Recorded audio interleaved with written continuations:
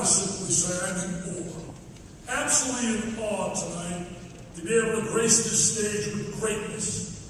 Watch, for example, Dan Patrick, who, by the way, Dan, I'm telling you, anytime you want it, don't get mad at me, Mark. I know you're the head there. We want you back at ESPN. You look a hell of a lot better in an ESPN jacket. But I'm only kidding you, Dan. Only kidding you. But the bottom line is, as I look at this crowd, I think of Mitch Allen. I think of Peter King. I think of greatness. I think of Bob Costas sitting there last night.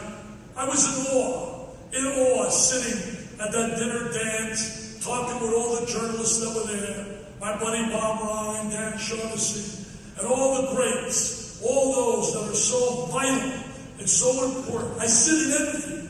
I sit in envy of a person like a Bob Costas or a Dan Schulman, who I worked with for the last 10 years. How articulate, smooth, how really unbelievable they are with that magical word. Last year I watched here as I came here on behalf of my buddy Dan, and I watched Bob Costas stand here. And I whispered into the ear of my wife, I said, oh my God, how good he is with those words. I'd give anything, but you have to be what you are. I'm ugly, I talk a lot, I really get excited, and I'm not really, I'd love to be a Brad Pitt, but I'm not. I'm what I am. I'd love to have a body of a Schwarzenegger, but I don't.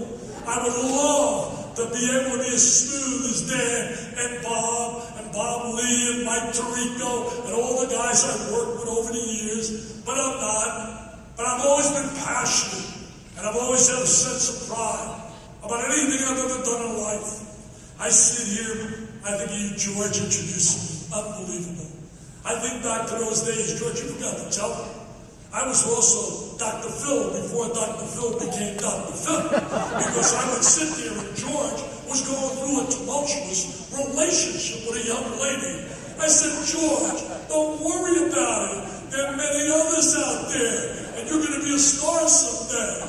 There was something about George from the day I met him, and he did tell you this. I said, George, someday you're going to make it. Well, one day, 1998, my flight is delayed. I'm in the Atlanta airport, and I have nothing to do.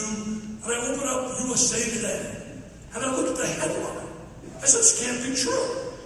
Named the president of ESPN, George Bodenheimer, my driver. I ran to the phone, and George knows the story. I told the secretary, I said, I don't want to speak to George. Give me his message. I want to leave a message. And I left a message. Dickie V, where am I going with my life?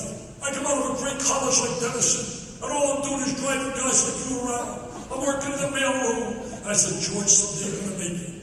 I said, George, you're the president. Don't forget me, baby. I want a new contract. George, you have taken care of me for life, baby. And I love you for it. Thank you so much for introducing me.